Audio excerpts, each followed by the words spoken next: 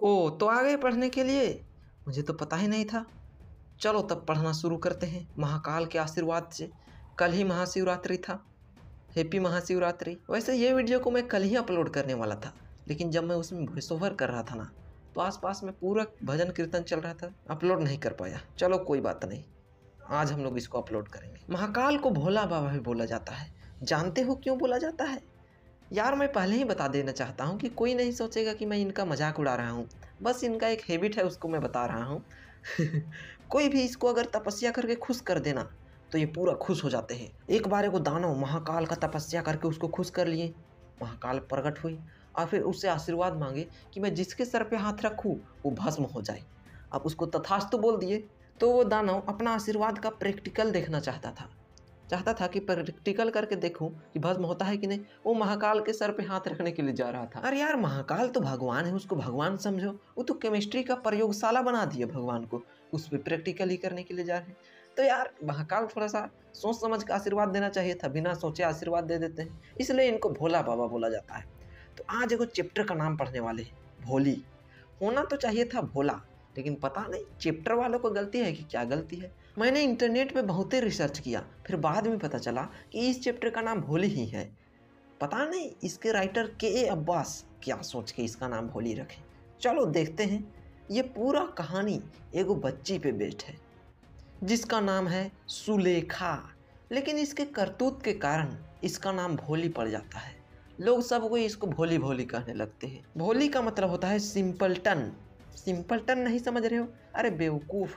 I am sorry यार, मैं तुमको बेवकूफ़ नहीं बोल रहा हूँ, सिंपलटन का अर्थ बता रहा हूँ। इसका बाप का नाम था रामलाल, जो कि गांव का नंबरदार था।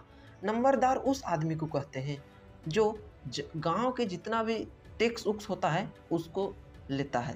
जैसे कि मान लो यहाँ पर 4-5 खेत है, तो इसका मालिक से टैक्स लेगा। ये एक गवर्नमेंट जॉब होता है, ये टैक्स लेने का जॉब। अब नौकरी करता था भैया। खाने पीने की कोई कमी तो थी नहीं। इसके जितने भी बच्चे थे सब अच्छे अच्छे थे, सुंदर दिखते थे, हेल्दी थे। हेल्दी मतलब होता है स्वस्थ। इसके टोटल 7 बच्चे थे। आजकल किसी के 7 बच्चा देखे हो? नहीं देखे होंगे। 3 गो लड़का थे और 4 गो लड़की थी। वो लड़के लोग को शहर भेज दिया था पढ़ने के लिए, स्कूल पढ़ने के लिए वो लोग गए, फिर बाद में कॉलेज चले गए। अच्छा, इसकी 4 गो बच्ची थी, उसमें से सबसे बड़ा का शादी हो गया था। उसका नाम था राधा। राधा ससुराल में थी और बाकी तीनों घर में थे। अच्छा, राधा से छोटा बेटी का नाम था मंगला, और उससे छोटी बेटी का नाम था चंपा, और फिर सबसे छोटी बेटी का नाम था सुलेखा, या फिर तुम इसको भोली बोल सकते हो। तो मंगला का भी शादी सेट हो गया था, बहुत जल्दी उसका भी हो जाता, उसके बाद चंपा का देखा जाता। ऐसा ही क्या करते हैं गाँव के लोग, बच्चे बढ़ते हैं उसको शादी कर देते हैं। उसके जितने भी बच्चे थे सब गोरे गोरे थे, सुंदर दिखते थे, पूरा हेल्दी थे, बुद्धिमान थे। लेकिन ऐसा ही इसकी छोटी बेटी भी थी जिसका नाम भोली था। वो भी शुरू में सुंदर थी, बुद्धिमान थी, लेकिन यार जब भोली 10 महीना की थी, 1 साल भी पूरा नहीं हुआ था, उस समय वो बेड से नीचे गिर गई थी।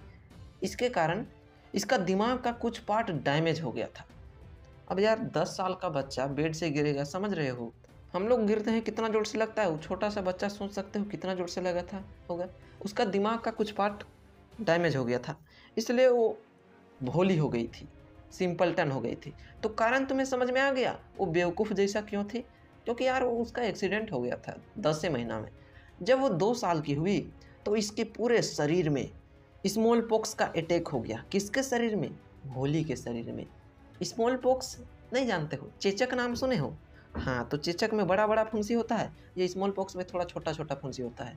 तो वैसा ही इसका पूरा शरीर में स्मॉल पॉक्स हो गया, आँख को छोड़कर। अब भैया एक बार किसी को स्मॉल पॉक्स होता है ना, या फिर चेचक कुछ होता है, वो छूटता है तो उसका दाग छोड़ जाता है, उसका दागी दागी रह जाता है। तो जब इसका भी चेचक छूटा तो पूरा शरीर में दागी दागी हो गया था। ये पहले तो सुंदर थी, लेकिन अब बदसूरत हो चुकी थी, इसका चेहरा खराब हो चुका। देखो, पोकमार्क्स का सही स्पेलिंग नीचे वाला है, ऊपर वाला नहीं। अब यार क्या होता है, ये 5 साल तक बोल ही नहीं पाती है। 5 साल के बाद जब वो बोलती है तो हकलाने लगती है। हकलाने को स्टेमर्ड बोलते हैं इंग्लिश में। हकलाने मतलब का होता है नहीं जानते हो? तो अभी मैं जैसा बोल रहा था ना, इसको हकलाना बोलते हैं। लोग इसका खूब मजाक उड़ाते थे इसलिए वो किसी से बोलती भी नहीं थी, डरती थी हमेशा। इसका हालत तो ख़राब था, इसके घर का कोई इसको ध्यान भी नहीं देता था। खाई है कि नहीं खाई है, नहाई है या नहीं नहाई है, तेल लगाई है कि नहीं। वो कई दिन से उसका ड्रेस गंदा का गंदा रहता था, कोई धो भी नहीं देता था। ज़िंदगी में कभी भी नया ड्रेस नसीब नहीं हुआ था। सब कोई उसको नेगलेक्ट करते थे। समझ सकते हो उसका हालत क्या हो गया था होगा बेचारा। अब इसके माँ बाप को तब इस एक ही टेंशन लगल रहता था, ये भोली का तो ना बुद्धि है ना इसका चेहरा सुंदर है, एकदम बेवकूफ़ जैसा हो चलती है, इसका शादी कैसे होगा, ऐसा इसका परिवार का टेंशन लेते रहता था। गांव में पहली बार लड़की लोग का स्कूल खुला था, तो उसका उद्घाटन करने के लिए गांव में तहसीलदार आया था। देखो इसका भी काम होता है टैक्स कलेक्ट करना, टैक्स को जमा करना। 6-7 को गांव है मान लो, तो उन सारे गांव का जो भी टैक्स इकट्ठा होगा उसको यह तहसीलदार लेगा। सब पैसा को कोई भी अपने पास नहीं रखता है, थोड़ा मोड़ा रखता है और फिर ऊपर भेज देता है आगे का इंस्टीट्यूशन में। तो ये आया था उद्घाटन करने के लिए, मतलब फीता काटने के लिए। गांव में होता है ना यार, कोई भी चीज़ शुरू होता है तो फीता काटने के लिए नेता लोग आ जाते हैं, तो ये भी आ गया था फीता काटने के लिए। कुछ अंग्रेज लोग फीता काटने मतलब नहीं समझ रहे होंगे, उनके लिए मैं बता दूं कि ये गर्ल्स स्कूल का इनॉग्रेशन करने के लिए आया था, समझ गए। अब जब तहसीलदार आया तब गांव का नंबरदार तो आएगा है, ये लोग फीता काटा। उसके बाद वो तहसीलदार बोला कि अरे रामलाल, तुम सबसे पहले अपना बेटी लोग को इस स्कूल में भेजो और इन गांव वालों को एक एग्जाम्पल दे दो, ताकि गांव के लोग अपने बेटी को भी स्कूल भेजें। रामलाल जब घर आके अपने पत्नी को यह बात बताया तो उसकी पत्नी शेरनी के जैसा झपटते हुई और बोली कि अरे पागल हो गए हो का, अगर हम लोग अपनी बच्ची को स्कूल भेजेंगे तो उनसे शादी कौन करेगा। देख रहे हो पहले के आदमी में कैसा मेंटालिटी था। अब यार बीच में तो रामलाल फंस गया, दोनों तरफ से झोल हो गया। दुई पाटन के बीच में साबुत बचा ना कोई।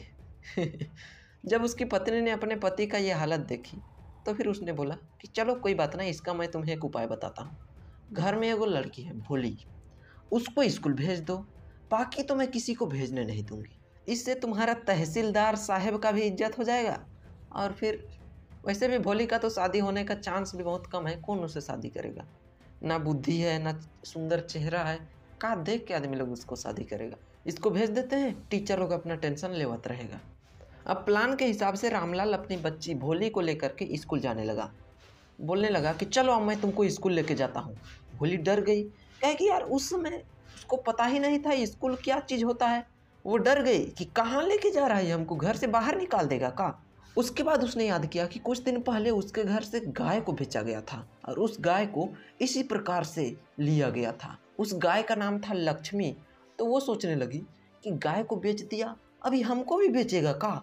वो यार डर गई और अपने हाथ को छुड़ा के भागने लगी। जब वो ऐसा भागने लगी ना तो उसका बाप गरिया रहा है, बोल रहा है कि अरे पागल हो गई हो क्या। फिर वो बोलते हैं नहीं जाएंगे, मैं तुम्हें कहीं नहीं ले रहा हूँ, तुम्हें मैं स्कूल लेके जा रहा हूँ। फिर वो तो सोचते हैं कि नहीं जाएंगे। फिर वो घर आता है, भोली भी घर आती है।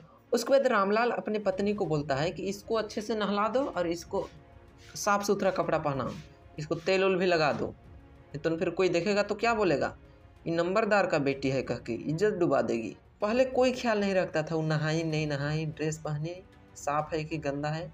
जिंदगी में तो कभी नया ड्रेस का नसीब नहीं हुआ, साफ कपड़ा भी मिल जाता ना तो बहुत बड़ा किस्मत वो सोचती थी। उसका बाल में कोई तेल नहीं लगाता था, एकदम सूखा हुआ रहता था।